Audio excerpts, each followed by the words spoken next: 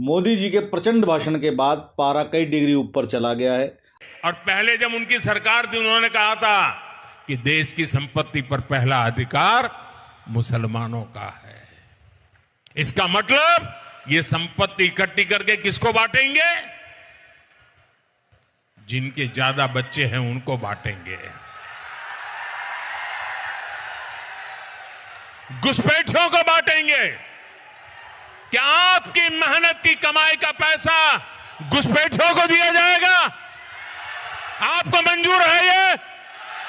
ये कांग्रेस का मैनिफेस्टो कह रहा है कि वो माताओं बहनों का सोने का हिसाब करेंगे, उसकी जड़ती करेंगे, जानकारी लेंगे और फिर उस संपत्ति को बांट देंगे और उनको बांटेंगे जिनको मनमोहन सिंह जी की सरकार ने कहा था कि संपत्ति पर पहला अधिकार मुसलमानों का है।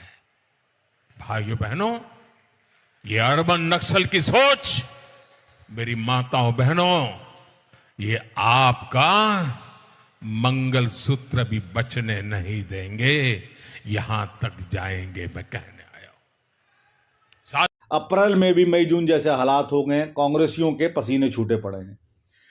जो कांग्रेसी कल तक उनको सिर्फ बीजेपी का प्रधानमंत्री बोलते थे, आज वही ज्ञान दे रहे हैं कि आप पूरे देश के प्रधानमंत्री हैं। मोदी जी, आप जितने प्रधानमंत्री हिंदुओं के हैं उतने ही प्रधानमंत्री आप मुसलमानों के हैं।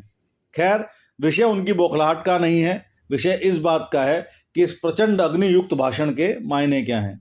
मेरा अपना मानना यह है कि फर्स्ट फेज की वोटिंग के पैटर्न से बीजेपी को आइडिया लग गया कि एक पर्टिकुलर कौम ने उनको बहुत ही कम परसेंटेज में वोट किया है, या हो सकता है बिल्कुल किया ही ना हो।